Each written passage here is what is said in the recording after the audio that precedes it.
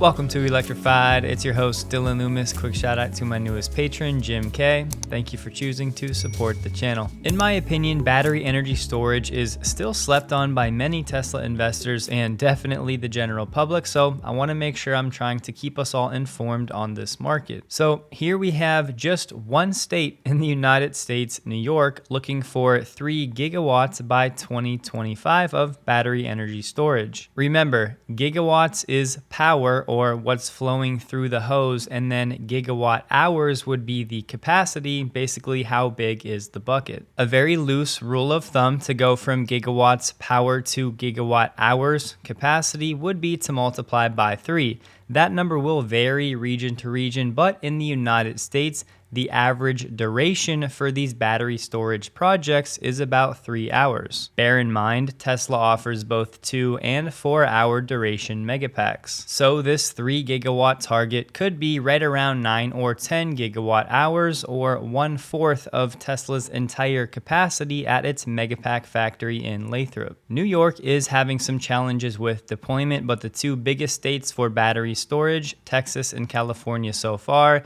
In California, the CAISO market surpassed 5 gigawatts deployed earlier this year, and in Texas, the ERCOT market could surpass 10 gigawatts of deployments by the end of this year. 10 gigawatts could be about 40 gigawatt hours. One of the main challenges for deployments in New York is actually fire safety, as since May of this year, they've experienced 3 fires at battery storage locations. Another point to drive home, it's not just major solar or wind farms that can capitalize on these battery storage systems. There are many smaller scale applications like Starbucks that can capitalize as well. I said the US average was 3 hour duration systems, but in California, most best projects have 4 hour duration. And as of today, California now has 6.6 gigawatts, or in the neighborhood of 25 gigawatt hours of BESS online in the state. I've talked in the past about the huge opportunity for Tesla in the Indian market when it comes to battery storage, and recently Narendra Modi announced plans for 12 gigawatt hours of battery storage,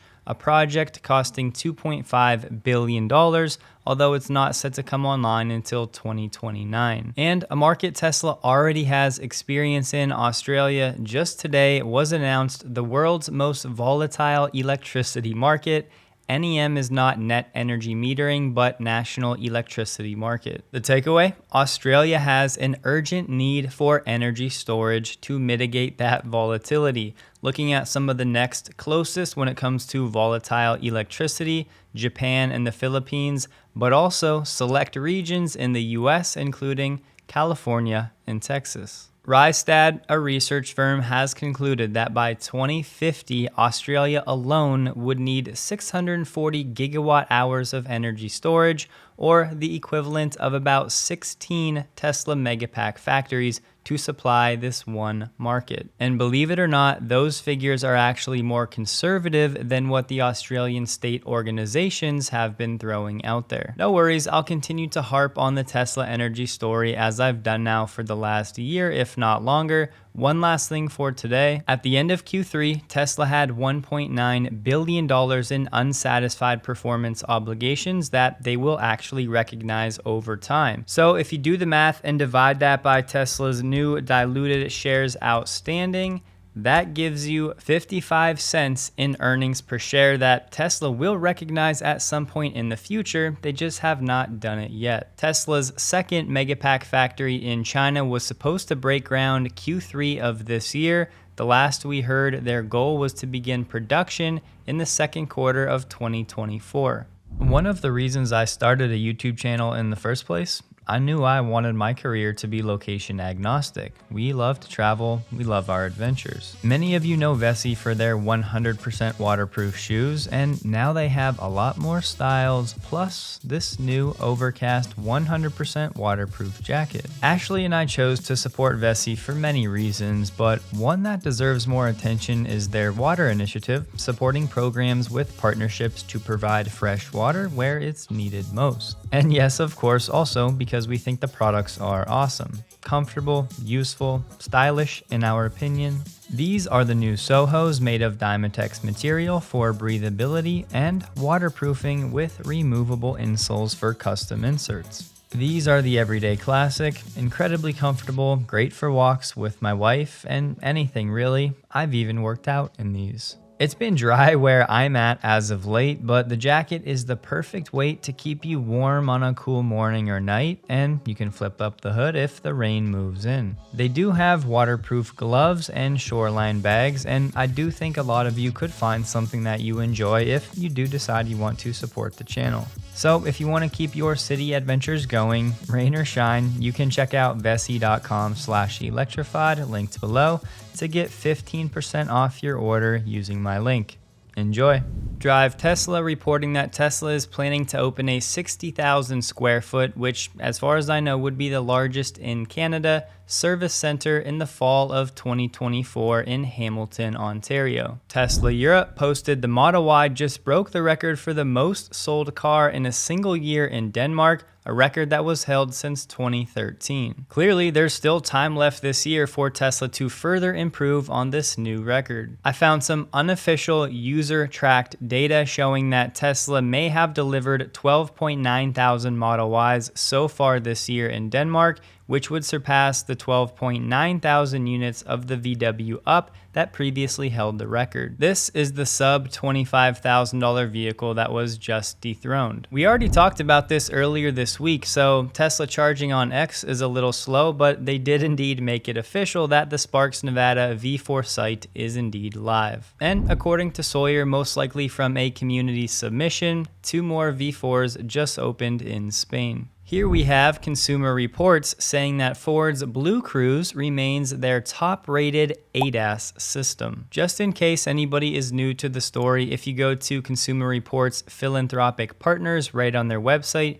you will see the first company listed, the Ford Foundation. I'll let you make of this whatever you will. For your daily dose of comedy in the write-up, they said Tesla, once an innovator in ADA with its autopilot system, remains in about the middle of the pack. After all this time, autopilot still does not allow collaborative steering and doesn't have an effective driver monitoring system. While other automakers have evolved their adaptive cruise control and lane centering assist systems, Tesla has simply fallen behind. Part of the problem, the tests they conducted really only focused on steering, speed, and driver monitoring. They said automatic lane changes and reacting to traffic lights were not evaluated. I won't waste your time with this, but they had Ford first place with an overall score of 84. In second place was Super Cruise with a score of 75. And you have to go all the way down below VW to find Tesla's Autopilot that got a score of 61. I'm pretty confident everybody out there that's experienced the Tesla nag would have something to say about keeping the driver engaged, getting a score of 3 out of 10. Confusingly though, in the write-up they also say most advanced driver assist systems, however, do not adequately monitor drivers. Some of this testing was done in Q4 last year, and then some was done between June and August of this year. Honestly though, for me, Consumer Reports is effectively irrelevant, so if you want to go read more of the detail, it's certainly out there for you. Joe Tegtmeyer shared some images today of Cybertrucks out and about at Giga Texas, but one in particular was cool to look at. What we have here is a Cybertruck body marked scrap in the recycling yard. No takeaways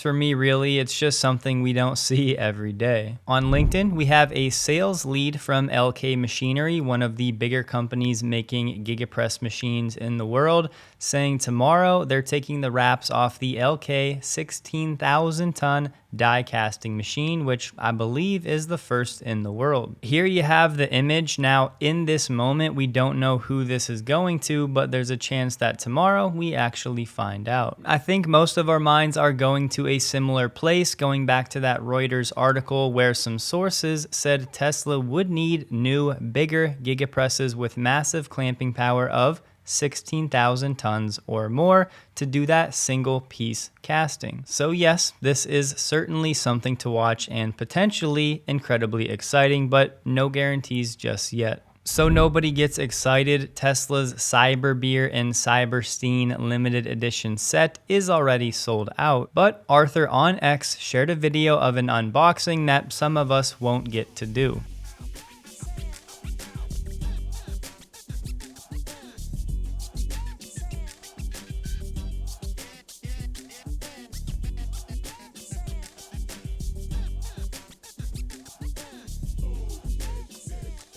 Xpeng was in the news a fair amount today for its Tech Day event, but it's tough to decipher what's actually going to make it to production and what's more of a marketing ploy. One project they unveiled was a modular flying car with a parent vehicle that can replenish the flying car's energy.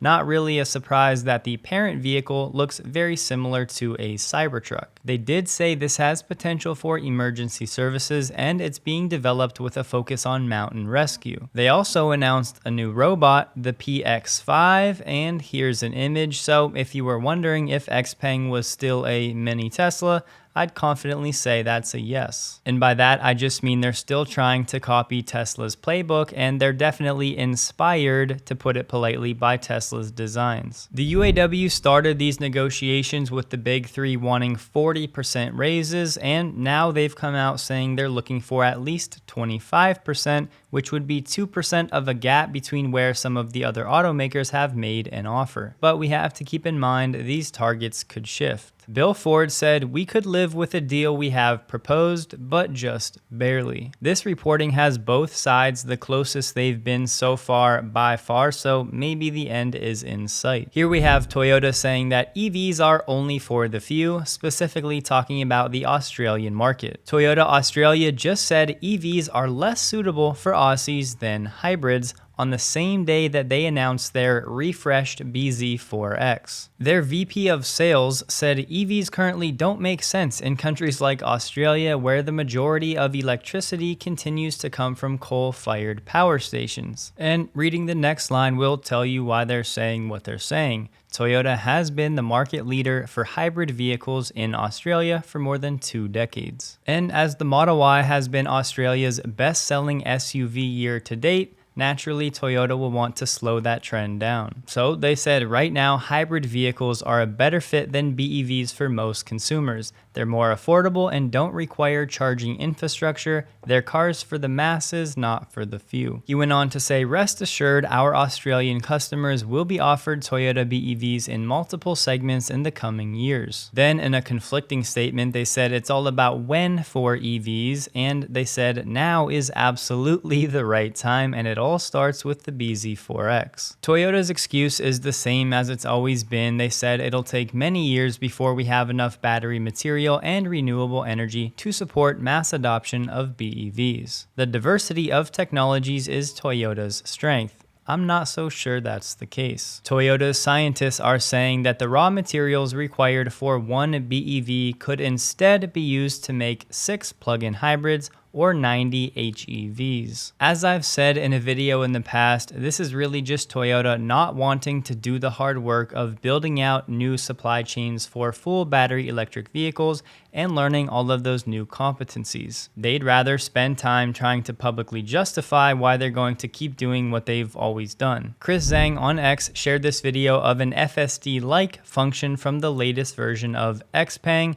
Just a quick reminder though, Xpeng uses HD maps and LiDAR. I'd also add, it's not really the detection of your environment that's the hardest thing, but rather the decision making of the actual system. And if for some reason you needed another anecdote of how Xpeng is a knockoff Tesla, here you go. Trevor Milton, a name we haven't heard about in a long time, which has been nice, was ordered to pay $165 million in damages back to Nikola. His sentencing for fraud is scheduled for November 28th. Here we have Nissan considering electrification, but their product strategy boss said it could be a while. Eventually, we will have to electrify the truck.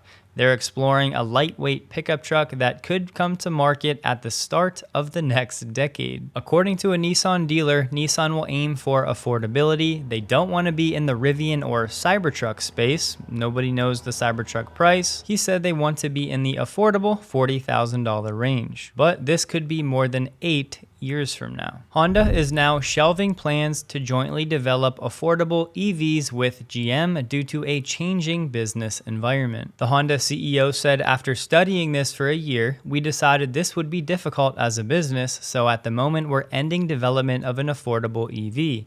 GM and Honda will search for a solution separately. This project itself has been canceled. The joint venture for affordable EVs off the table, but they said GM and Honda continue to work on co-developed EVs like the Acura ZDX and the Honda Prologue. They're still working on fuel cell tech and autonomous ride vehicles. As you can see in this last paragraph, GM is still talking out of both sides of its mouth right now, saying they still plan to deliver a comprehensive portfolio of EVs across categories, including lower cost models. We'll believe it when we see it. We did get some clarification from yesterday. A GM spokesperson said that $5 billion commitment that GM was not going to spend when Mary Barra was speaking was for the Honda EV partnership. I won't at all be surprised if this is also canceled, but last week Honda said it aimed to establish a joint venture with GM and Cruise in the first half of next year to begin a driverless ride-hail service in Japan in early 2026. It's important to note these UAW negotiations are now having global implications. So those announcements for $28 billion of joint battery factories between the big three and companies like LG, SK, and Samsung are now all in question. SNE Research has said the cost of running plants in the US is already about twice the cost of other regions. Now, these companies are hesitant about the cost increases in these UAW negotiations, and certain component makers are now reconsidering their plans. It's really going to boil down to the increased labor costs versus how much money these companies will be able to get from the government in terms of tax credits and incentives. Don't forget the $11.7 billion in loans that have been offered to Ford and GM from the Department of Energy. An automotive professor has said we were too optimistic about the IRA, just thinking about the credits only. They should consider slowing down the pace of aggressive investments in the US. Apparently, it's not just Xpeng who's debuting flying cars, but we have Subaru, who, bear in mind, currently only has one EV available, the Solterra, which is basically the BZ4X with a different badge. So they're really doing nothing on their own in terms of electrification, but they're maybe skipping that and going to flying vehicles. And yes, I know these mobility shows can be for concepts like this, but I really think they should be spending their time focusing on an EV of their own. In what I believe is a cost reduction attempt, Ford is offering unpaid leave to UAW factory workers at a plant in Louisville. The workers can select a 2-week period before October 25th. Ford did say, however, this is part of their normal course of operations and it's not related to the UAW strike.